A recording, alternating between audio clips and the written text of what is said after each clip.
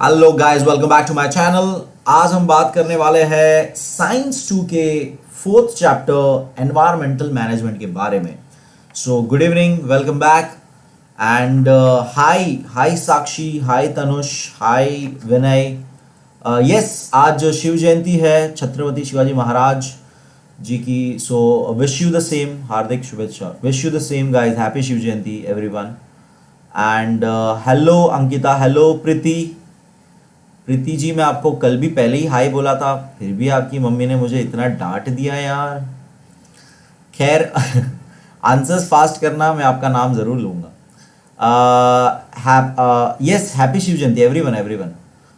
Hello Prasad, hello Gayatri, hello Tabassum, hello Suvarna, hello Namrata. Good evening Jagruti, M K boss, क्या बात है boss. Hello US Sanjana, okay US is Sanjana, hello Sanjana. Hello Krish, hello everyone else, Krishna, Shruti. Okay, so आज हम बात करने वाले हैं एनवायरमेंटल मैनेजमेंट की।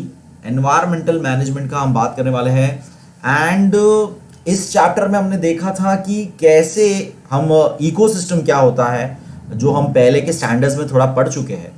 इकोसिस्टम क्या होता है उसके बारे में हमने थोड़ा सा डिटेल देखा था फिर से, एंड फिर उसको बैलेंस कैसे रखना है एनवायरनमेंट का और उसका क्या रिलेशन है। एनवायरमेंटल कंजर्वेशन क्या चीज है, ये सारी चीजें हमने इस चैप्टर में देखी थी। बायोडाइवर्सिटी क्या होता है, बायोडाइवर्सिटी हॉटस्पॉट्स क्या चीज है, ये सब हमने देखा था यहाँ पर। एंड कैसे बेसिकली एनवायरमेंटल मैनेजमेंट करना है। और बहुत ही इंटरेस्टिंग सा चैप्टर था। इसके अंदर फूड चेन का भी बात हुआ था, फूड वेब का बात हुआ था। इसके अंदर अलग अलग components, abiotic components, biotic components, ये सब क्या रोल प्ले करते हैं, ये सब मैंने बहुत अच्छा चार्ट जो था स्टार्टिंग में वो पूरा एक्सप्लेन किया था आपको। एंड अलग अलग फैक्टर्स से क्या अफेक्ट होता है हमारे इकोसिस्टम को, हमारे इकोलॉजी को, ये सब हमने यहाँ पर पढ़ा था। हमने अलग अलग पोल्यूशन देखे थे, एनवायरमेंटल पोल्यूशन, उसके रीजंस क्या है, रेडियो एक्टिव पोल्यूशन क्या है, ये सब हमने देखा था। एंड हमने लॉज थोड़े बहुत पढ़े थे कि कौन से लॉज गवर्नमेंट ने निकाले हैं जिससे एनवायरमेंटल कंजर्वेशन को वो थोड़ा और स्ट्रॉन्ग कर सके, और कौन से संस्थाएं जुड़ी हुई है ये सब करने में। So that was whole chapter. I hope आपने ये वीडियो देखा है, आई होप आप प्रिपेयर हो आज के सेशन के लिए। And hi Rishikesh and hi Krish, बोला मैंने आपको, कृष आपको हाय बोला मैंने। Hello Suvarna, hello Nikita and और कौन ज्वाइन हुआ है हमें, hello hello, yes, good evening. चलो स्टार्ट करते हैं। एंड फर्स्ट क्वेश्चन आपका एमसीक्यू जो है ये रहा, बहुत सिंपल, बहुत easy. Paddy fields are frequently attacked by dash. तो अभी ये साल ही हुआ था, हमने देखा था कि फील्ड्स पे बहुत अटैक होते हैं। सो यहां आपको बताना है पैडी फील्ड्स यानी कि जो राइस फील्ड्स है उस पे किनका अटैक होता है बहुत ज्यादा। बहुत सिंपल सा आंसर है यार, बहुत सिंपल सा। कम ऑन, फिर क्या होता है, मैं वही नाम बार बार देख लेता हूं। चलिए second question, basic functional unit to study the ecology is termed as dash. बहुत ही सिंपल और इंपॉर्टेंट क्वेश्चन है कि हम जो स्टडी करते हैं तो उसका जो स्टडी यूनिट जो है, हमने एक पर्टिकुलर एरिया या यूनिट, हमने यूनिट उसको बोलना है, उसको स्टडी करना है, तो उसको हम क्या बोलते हैं।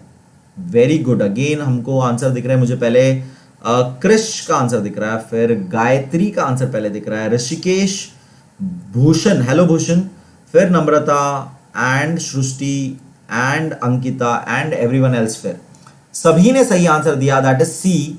निकिता ने रॉन्ग आंसर दे दिया, एनवायरमेंटल नहीं है बेटा answer. The correct answer is C, that is ecosystem कहते हैं। हम जो पर्टिकुलर एरिया को स्टडी करते हैं उसे इकोसिस्टम कहते हैं। ओके, अपने रॉन्ग आंसर्स आप खुद याद रखिए ताकि आपको वो मिस्टेक याद रहे, ताकि आप फिर एग्जाम में ये मिस्टेक ना करें।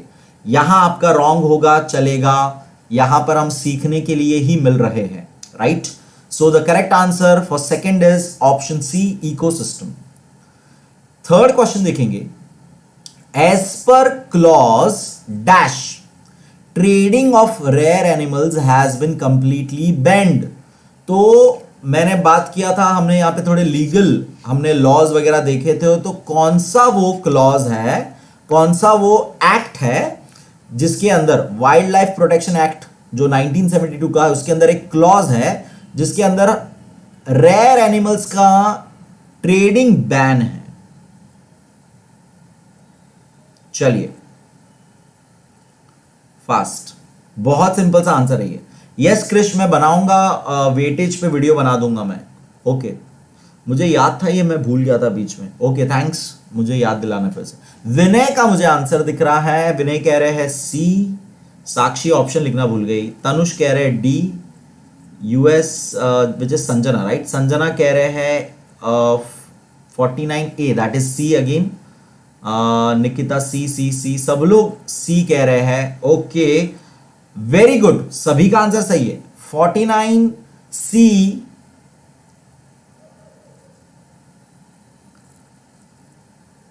तबस्सुम का रॉन्ग हो गया। ओके सो सी ऑप्शन जो है आपका सही है। तो ये तीनों क्लॉज सबसे पहले मैं आपको बताना चाहूंगा, आपका थोड़ा वो रिवीजन हो जाएगा। तीनों के तीनों क्लॉज जो है वाइल्ड लाइफ प्रोटेक्शन के अंदर आते हैं, वाइल्ड लाइफ प्रोटेक्शन एक्ट के अंदर आते हैं। एंड हमारा पहला ऑप्शन जो है 48A जो लिखा है वो बस आपको गुमराह करने के लिए, ऐसा कोई क्लॉज नहीं है। 49A जो है that is for ban on trading rare animals, जो आपका आंसर था। 49B जो है that is for use of articles prepared from the skin and the organs of wild animals. तो ये आपको क्लॉज पता होना चाहिए थोड़ा। ओके नेक्स्ट क्वेश्चन देखेंगे। बहुत ही सिंपल ये है again. The jungle in Kokilamukh of Jorhat district of Assam is well known as dash. तो ये जो जंगल है कोकिलामुख जो आसाम के जोरहाट डिस्ट्रिक्ट में पड़ता है, उसको कौन से नाम से फेमस है ये? चलिए, हेलो आकाश, गुड नाइट कर रहे हो सीधा, आंसर नहीं दोगे? वेरी गुड, मुझे नम्रता का आंसर दिख रहा है। अंकिता आंसर लिखना भूल गई। तबस्सुम भी ए कह रहे हैं, साक्षी ए कह रहे हैं, अंकिता ने अभी आंसर लिखा है, संजना डी कह रही है, बाकी सब मैक्सिमम लोग का ए आंसर है। Yes very good, correct answer A ही है, दैट इज मोलाई जंगल। अगर आपको याद होगा जाधव मोलाई, ये शख्स का फोटो भी हमने देखा था। इन्होंने अकेले सिंगल हैंडेडली पूरा फॉरेस्ट जो है उन्होंने वापस से रिन्यू कराया एंड उनके नाम से वो जाना जाता है, मोलाई। ओके मोलाई जंगल के नाम से वो जाना जाता है। हमने ये बात की थी वीडियो में, अगर आपने वीडियो देखा है तो आपको ये पता होगा। ओके जिनका रॉन्ग था याद रखिए। नेक्स्ट क्वेश्चन देखेंगे, fifth question. Maintaining a record of dash knowledge is very necessary.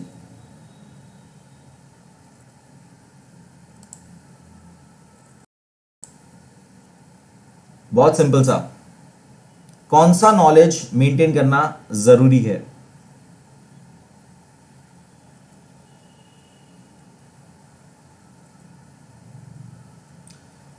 Krrish जी बाहर कहां जा रहे हो?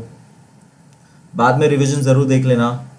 ओके आकाश का सबसे पहले आंसर दिख रहा है वैदिक कह रहे हैं, साक्षी भी वैदिक कह रही है, इंडियन फ्यूचर हमें मॉडर्न कह रहे हैं, वैष्णवी जी आ चुकी है, हेलो वैष्णवी वैदिक कह रही है, प्रीति भी वैदिक कह रही है। सभी लोग का आंसर सी है, लेकिन कविता, क्या बात है, कविता शिंदे जी, कविता जी का आंसर डी है और प्रसाद का भी आंसर डी है एंड सृष्टि का भी आंसर ट्रेडिशनल है। The correct answer is guys D, traditional है। ये बहुत लोगों का रॉन्ग हो गया, वैदिक नहीं, traditional knowledge is very necessary, traditional is the answer. याद रखिएगा, ये जो आपके आंसर्स रॉन्ग हुए हैं खुद ही आप याद रखिएगा, ट्रेडिशनल आंसर आएगा इसका। Okay traditional knowledge is very necessary, traditional knowledge को मेंटेन करना is very necessary. Okay so limited, एक दो लोग ने ही सही दिया ये। नेक्स्ट क्वेश्चन देखेंगे, sixth question, dash is the world's largest organization engaged in environmental activities. तो ये भी मैंने स्टार्टिंग में आपको फिर से बताया इंट्रोडक्शन में कि बहुत अलग अलग संस्थाएं हैं जो एनवायरमेंटल एक्टिविटीज में जुड़े हुए हैं, जो प्रोटेक्शन कंजर्वेशन की बात करते हैं। सो सबसे बड़ा ऑर्गेनाइजेशन कौन सा है? चलिए, नम्रता जी का आंसर है A, Namrata carry A. Anyone else? Indian future भी ए, विनय भी ए, प्रीति, साक्षी, गेमिंग, सभी का ए आंसर आ रहा है। आर डी जे फैन कह रहे हैं सी, दैट इज BNHS। ऐसे ही गेस तो नहीं कर रहे हो तुम लोग? ओके, मैक्सिमम लोग का ए आंसर है, and which is correct answer, Greenpeace is the correct answer. Greenpeace organization सबसे लार्जेस्ट ऑर्गेनाइजेशन है जो कि एनवायरमेंटल एक्टिविटीज में अपने आप को एंगेज करके रखा हुआ है, और ये अलग अलग कंजर्वेशन ड्राइव्स करती है एंड ध्यान देती है कि कोई लॉज टूटे ना। ओके, नेक्स्ट क्वेश्चन देखेंगे, सेवेंथ क्वेश्चन देखेंगे, dash sanctuary of West Bengal is reserved for tigers. तो ये तो एकदम इजी क्वेश्चन है, सबको आना चाहिए ये क्वेश्चन। टाइगर्स के लिए वेस्ट बंगाल में कौन सा सेंचुरी है, क्या नाम है उसका?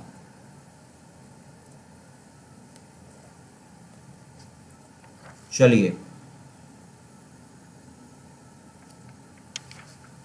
Very good, I see the answer. Namrata का आंसर दिख रहा है मुझे।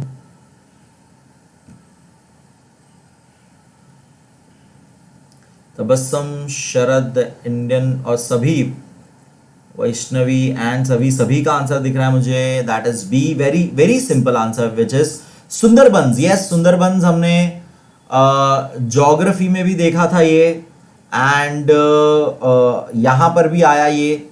टाइगर्स के लिए वेस्ट बंगाल में सुंदरबन पूरा सैंक्चुरी बना हुआ है। बहुत ही सिंपल सा आंसर इसका। नेक्स्ट क्वेश्चन देखेंगे जो कि सबको आना चाहिए ये, world biodiversity day. World biodiversity day is celebrated on dash every year. कौन से दिन को सेलिब्रेट किया जाता है? बहुत ही इंपॉर्टेंट है ये। यस, ट्रू और फॉल्स भी है विनय। श्रीमय आज लेट आ गया, अब भी आंसर देना चालू करो श्रीमय, कोई बात नहीं। यस, चलिए इसका आंसर दीजिए मुझे पहले, 8 का आंसर दीजिए। ओके, बहुत सारे आंसर्स आ चुके हैं एंड मैक्सिमम सभी के आंसर डी। सब लोग कह रहे हैं D, that is 22 May. 22 May कह रहे हैं, which is correct answer. Very good guys, 22 May is the world biodiversity day. सभी को ये याद होना चाहिए, याद रखिएगा ये प्लीज। नेक्स्ट क्वेश्चन देखेंगे, 9th क्वेश्चन देखेंगे, out of the total plant species in the entire world 50,000 are dash। तो जितनी भी प्रजातियां हैं अलग अलग प्लांट्स की पूरी दुनिया में, उसमें से 50,000 क्या है? राजकुमारी इज वंशिता। यार वी वाले बहुत नाम है, वैशाली, वैष्णवी, वंशिता। मैं कोशिश करूंगा याद रखने की, लेकिन अगर आपका जो नाम दिख रहा है वो बोल दूं तो फिर बुरा मत मानो उसमें यार, ठीक है ना? राजकुमारी, राजकुमारी इतना अच्छा नाम है, राजकुमारी। ओके, आकाश, ओके गुड, आप काम भी कर रहे हो, ठीक है, बाद में रिवीजन देख लेना। ओके, साक्षी का मुझे आंसर दिख रहा है पहले, प्रीति का दिख रहा है, फिर विनय, सृष्टि, अंकिता एंड वैष्णवी एंड बाकी सभी का, श्रीमय का भी आंसर आ चुका है, सभी का, बाकी का सभी answer C, that is correct answer. Endemic, endemic का मतलब मुझे कौन बताएगा? चलो, एंडेमिक का मीनिंग कौन बताएगा? Thank you gaming bro, thank you.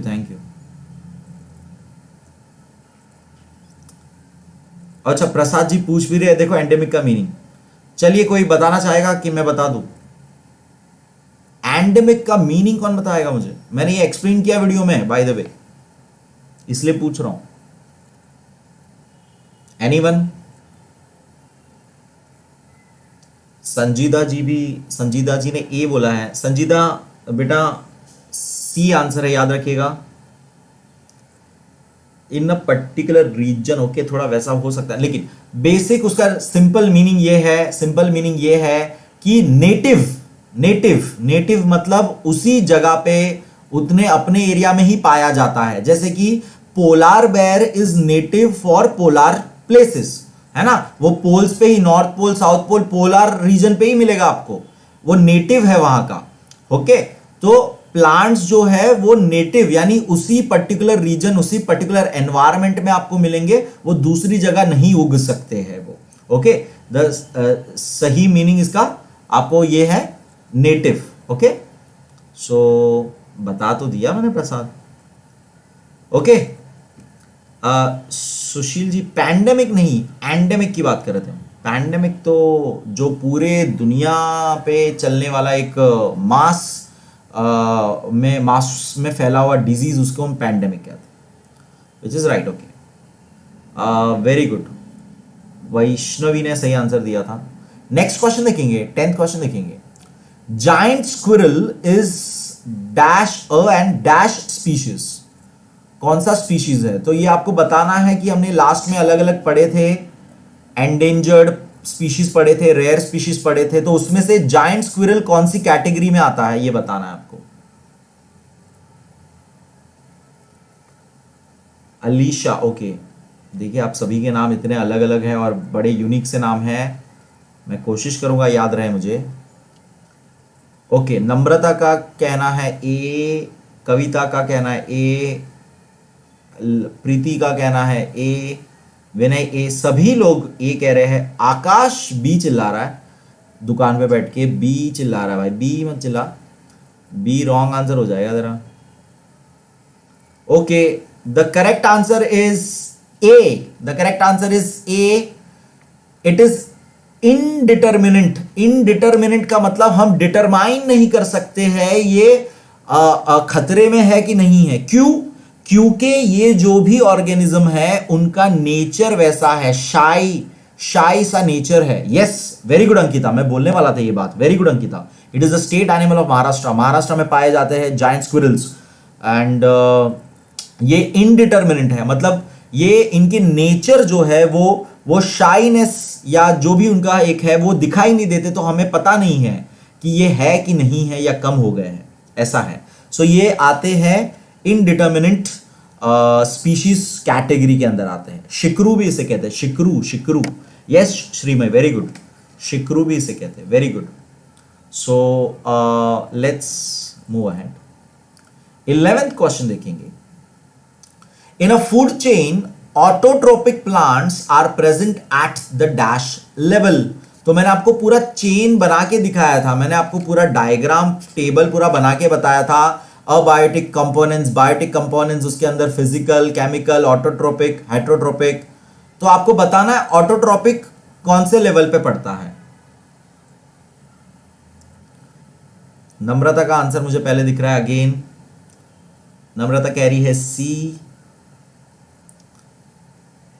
विनय का आंसर दिख रहा है, अंकिता, कविता, निकिता, सब ता वाले लाइन से सी कह रहे हैं। अनुराग, श्रुति, जूली, सभी का आंसर सी है, सभी का आंसर सी है, and it is correct answer. Producers, autotrophic producers यानी खुद, ऑटो का मतलब ही होता है खुद अपना खाना बनाने वाले, खुद अपना खाना प्रोड्यूस करने वाले, इसलिए उन्हें कहा जाता है प्रोड्यूसर्स। 12th क्वेश्चन देखेंगे। Dash from Manas sanctuary in Assam is under threat. तो ये कौन सा प्राणी है इसमें से जो आसाम, ये आपको हिंट मिल गया, आसाम उन्होंने बोला तो आपको हिंट मिल गया, वहां पे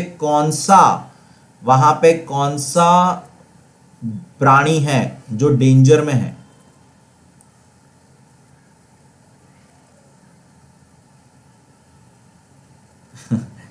निकिता हंसी आ रही है, सब लाइन से ता वाले थे।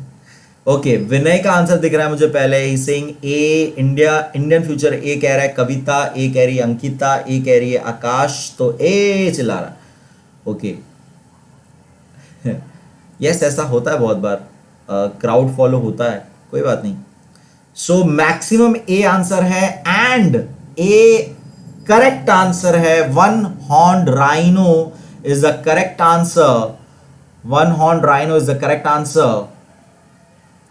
एंड ये एमसीक्यूज का लास्ट था। अब हम देखेंगे ट्रू और फॉल्स, जिसमें आपको रीजन एक्चुअली हम डिस्कस करेंगे। इंपॉर्टेंट चीज यहां पर ये है कि हम रीजंस डिस्कस करेंगे थोड़ा सा। सो नेक्स्ट क्वेश्चन ट्रू और फॉल्स का आप देखते हैं। Only abiotic factors play a very important role in the ecosystem. तो जरा क्वेश्चन को समझिए, ये कह रहा है ओनली, मतलब सिर्फ अबायोटिक फैक्टर्स की वजह से ही इकोसिस्टम में इंपॉर्टेंट रोल उसी का है, ऐसा ये कह रहा है। क्या ये बात सच है या गलत है?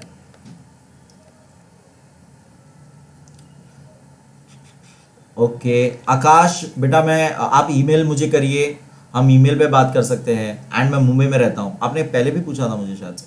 नम्रता का पहले दिख रहा है, विनय, आकाश, तबस्सुम, निकिता, प्रीति एंड सभी का, बाकियों का सभी का आंसर है फॉल्स। Very good. क्योंकि विनय ने देखो रीजन लिखना चालू कर दिया, क्योंकि सिर्फ अबायोटिक ही नहीं, biotic factors and abiotic factors दोनों मिलके इंपॉर्टेंट रोल प्ले करते हैं। बोथ, सभी ने रीजंस अब लिखना चालू कर दिया, तब तक सभी ने रीजंस लिखना चालू कर दिया कि अबायोटिक एंड बायोटिक दोनों ही फैक्टर्स इंपॉर्टेंट रोल प्ले करते हैं, वेरी इंपॉर्टेंट रोल प्ले करते हैं, right? Very good, very good. So next question देखेंगे। Paddy fields are frequently attacked by frogs. तो ये तो हमने ऊपर ही देखा कि पैडी फील्ड्स को हमला कौन कर रहा था, तो सीधी सी बात है, ये आंसर क्या हो जाएगा? क्या हो जाएगा?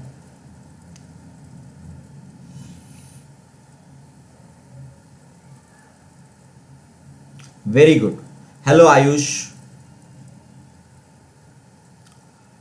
यस, नम्रता का आंसर दिख रहा है मुझे फॉल्स। और कोई? Sharad, very good Sharad. Sakshi, Julie, Tabassum, Kavita, Aakash true कह रहा है, लेकिन correct answer is false. False answer है इसका। हमने ऊपर देखा बेटा अभी आकाश की ग्रास ऑपर्स पैडी फील्ड्स पे हमला करते हैं। फ्रॉग्स क्या करते हैं इसमें? फ्रॉग्स क्या करते हैं इसके अंदर? क्या कोई बता सकता है? लाइक अगर आपको याद है फूड चेन, या गेस कर सकते हो आप लोग, थोड़ा सा दिमाग लगाइए। ग्रास ऑपर्स और फ्रॉग्स भी फील्ड में मौजूद होते हैं, लेकिन फ्रॉग्स क्या करते हैं?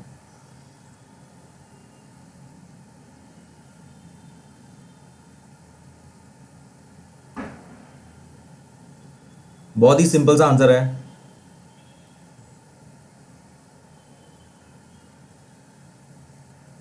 यस, वो लोग ग्रासऑपर्स को खाते हैं। They feed on grasshoppers, they feed on grasshoppers, and वो लोग कंट्रोल करने में मदद करते हैं, इनकी पॉपुलेशन ज़्यादा ना बढ़ जाए।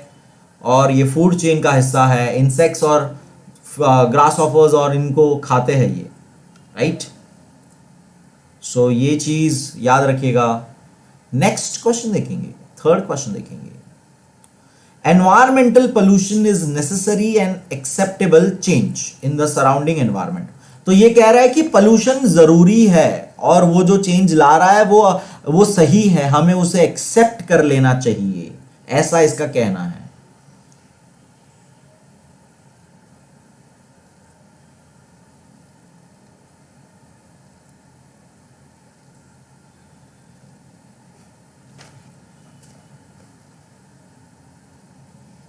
यस, नम्रता, साक्षी, विनय, गायत्री, तबस्सुम, इंडियन फ्यूचर, सृष्टि, सभी का आंसर दिख रहा है। अनुराग टी यानी ट्रू कह रहे हैं। नहीं बेटा, एनवायरनमेंट का होना, ये पोल्यूशन होना कोई सही बात नहीं है।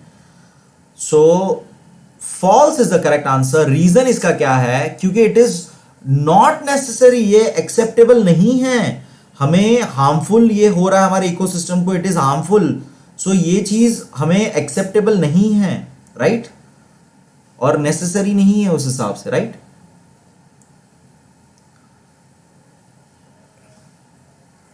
Yes, we should prevent any kind of pollution, right? अब जिसका नाम दिखता है तो दिखता है आकाश.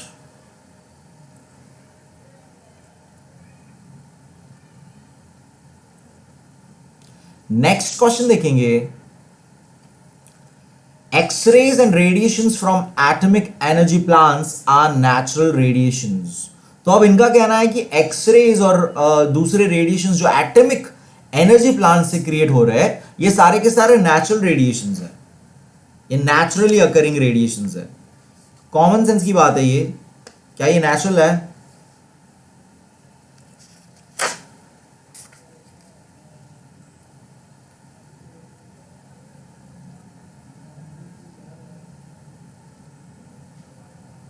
सीधी सी बात है, फॉल्स. कॉमन, ये मतलब कॉमन सेंस की बात है, right?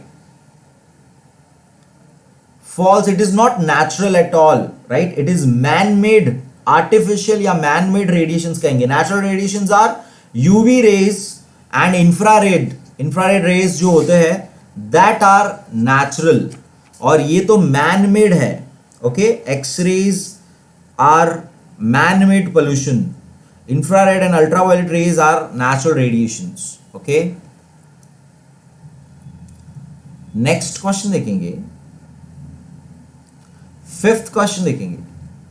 The person breaching the Environmental Conservation Act is entitled for entire 1 year imprisonment or fine up to 5 lakhs.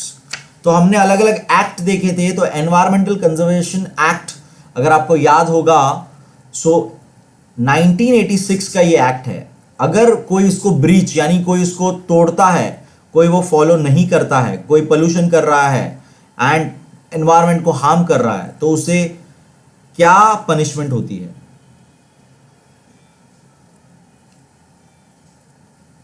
Sreemayee, you don't need to explain और आंसर बेटा, आप खाली यहां पे क्वेश्चन के आंसर करिए.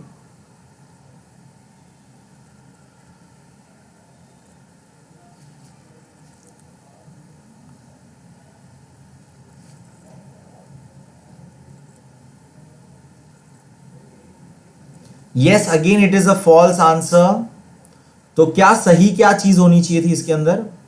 ट्रू आंसर नहीं है. Very good. तबस्सुम कह रही है कि अप टू 1 लाख. ये अगर आपने नोटिस किया, देखिए 5 lakhs और 1 year इसको स्विच कर दिया है. 5 years इंप्रिजनमेंट है और 1 lakh फाइन है. ओके, सो याद रखिए.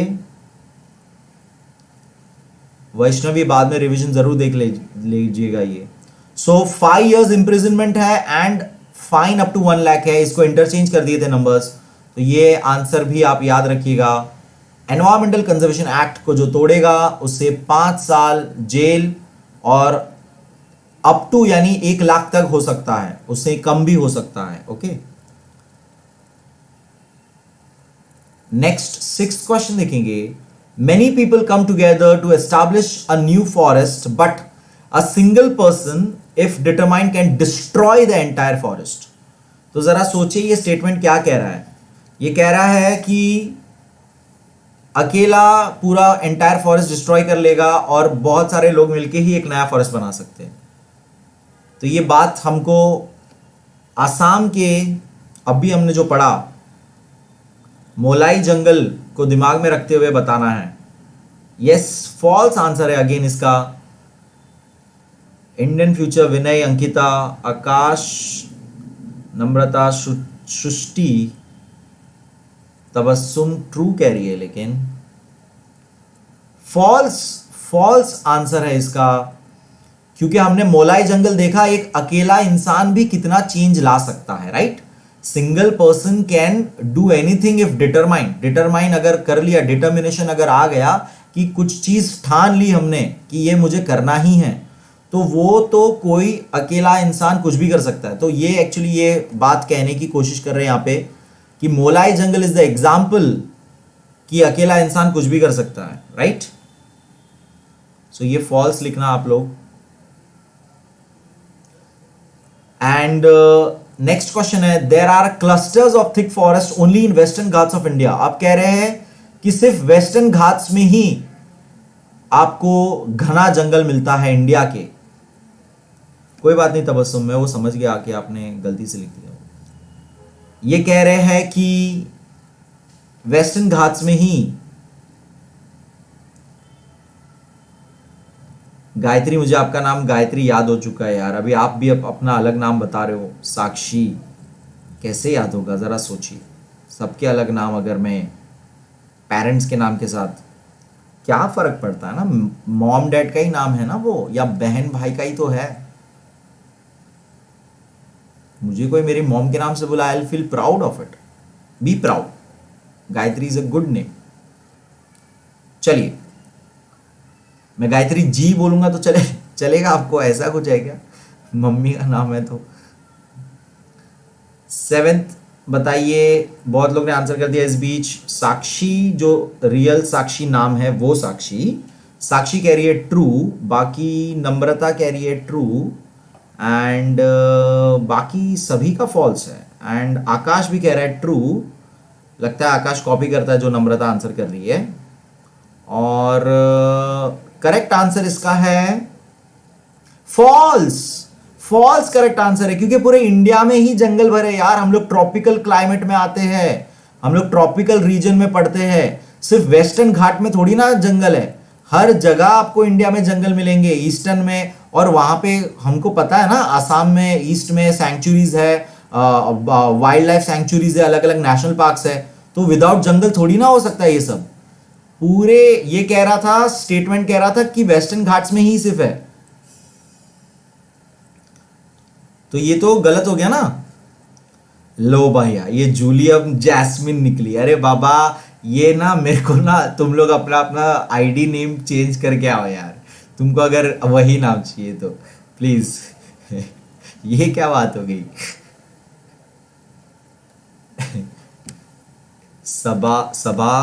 सबा जी कह रहे ये सबा जी का नाम मैंने अभी देखा, फॉल्स आंसर दिया था उन्होंने, करेक्ट आंसर था उनका, very good.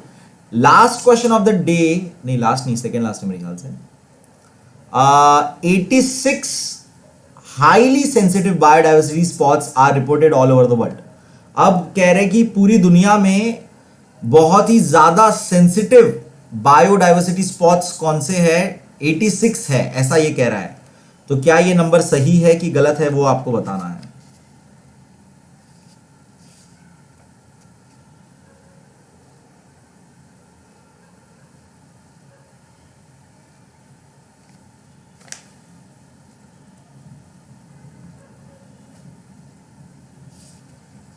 Yes, very simple answer. क्या कोई बता सकता है कि, अच्छा कुछ लोग ट्रू भी कह रहे हैं, ओके। आंसर पहली बात फॉल्स है। The latest number we have is 34 highly sensitive biodiversity spots. Okay, तो याद रखिए, ये नंबर लिख लीजिए। The latest available data shows 34 highly sensitive biodiversity spots, not 86, 34। Okay, so ये याद रखिएगा। And the last question of the day, जो कि इंपॉर्टेंट है काफी, लेट्स सी किसको आएगा ये। Flow of nutrients in an ecosystem is unidirectional. तो पहले क्वेश्चन समझिए, यूनिडायरेक्शनल का मतलब होता है एक ही दिशा में जाने वाला। अगर हम लोग आगे बढ़े तो आगे ही बढ़े, पीछे नहीं आ सकते हैं। तो ये कह रहा है न्यूट्रिशंस का जो फ्लो है इकोसिस्टम में वो यूनिडायरेक्शनल है। क्या ये बात सच है? हेलो सैयद रेहाना, लेट आ गए बेटा, सेशन खत्म होने आया। Thank you Ankita, thank you so much बेटा। चलिए बताइए फॉल्स या ट्रू। कुछ लोग ट्रू कह रहे हैं, तन्वी जी ट्रू कह रही है, साक्षी ट्रू कह रही है, बाकी फॉल्स कह रहे हैं। सबा जी का भी ट्रू कहना है। नहीं, कंफ्यूजन देखो, ये कंफ्यूजिंग वाला क्वेश्चन है और ये इंपॉर्टेंट क्वेश्चन है। ये मैं समझ सकता हूं आप लोग अगर रॉन्ग आंसर देंगे तो। इसका आंसर पहली बात फॉल्स है, क्योंकि एनर्जी का फ्लो यूनिडायरेक्शनल है, यानी कि एनर्जी ज्यादा से कम होते जाती है। एनवायरमेंट में, इकोसिस्टम में एनर्जी का पिरामिड धीरे धीरे धीरे धीरे ऊपर जाते जाते कम होते जाता है। ये न्यूट्रिएंट्स की बात कर रहे थे, फ्लो ऑफ न्यूट्रिएंट्स की बात हो रही थी। फ्लो ऑफ न्यूट्रिएंट्स को हम साइक्लिक नेचर कहते हैं। जबकि फ्लो ऑफ एनर्जी को हम यूनिडायरेक्शनल कहते हैं। ओके, सो ये याद रखिएगा, आंसर फॉल्स था। जिन्होंने भी ट्रू लिखा ये, तो वो ये याद रखिएगा, अपना आंसर, अपना मिस्टेक खुद ही याद रखिएगा। And that was the end of today's session, today's revision. I hope आप सभी ने मैक्सिमम आंसर्स दिए, मैक्सिमम सही आंसर्स दिए। I would hope that around 21 questions हमने किए मेरे ख्याल से, if I am not wrong, 12 और 9 थे, राइट। सो 21 क्वेश्चंस हमने किया। आई होप आप सभी ने अराउंड 18 सही आंसर दिए हो, 18 प्लस सही आंसर दिए हो। Okay, and thank you so much once again. ध्यान रखिए अपना, एंड पढ़ते रहिए प्लीज। अभी इट्स हाई टाइम, आपको अपना पढ़ाई चालू रखना है बहुत ज़्यादा सीरियसली, तो पढ़ते रहिए। And keep sharing, keep learning guys, keep smiling. Thank you so much, thank you so much बेटा, एवरीवन। मैं सबका थैंक यू देख रहा हूँ। कल नहीं होगा बेटा, कल नहीं होगा विनय, हम सीधा मंडे मिलते हैं अभी, ठीक है ना। Will meet on Monday. मुझे थोड़ा 2 दिन में थोड़ा वीडियो भी बना लूँ आप लोग के, थोड़े ग्रामर वगैरह। So will meet on Monday directly, okay. And that's it. कल नहीं होगा बेटा, कल नहीं होगा। Okay, thank you so much, love you all, love you 3000, thank you so much. कोई बात नहीं रेहाना, आप ये देख लीजिएगा बाद में पूरा वापस से, एंड रिवीजन ज़रूर कंप्लीट कर लीजिएगा। ओके, सो मंडे मिलेंगे हम लोग। एंड कौन सा टॉपिक लेंगे? साइंस का ही ले लेंगे, ज्योग्राफी खत्म हो गया ना, साइंस का ही कंटिन्यू करेंगे। 5th चैप्टर, साइंस का 5th चैप्टर करेंगे, ठीक है। साइंस 2 का 5th चैप्टर करेंगे, बाकी सब्जेक्ट्स तो हो गए अपने, ठीक है। और साइंस का 5th चैप्टर करेंगे हम लोग, एंड दैट्स इट। चलिए bye, ending the stream now. Okay, good night, keep learning, keep sharing guys, and keep smiling.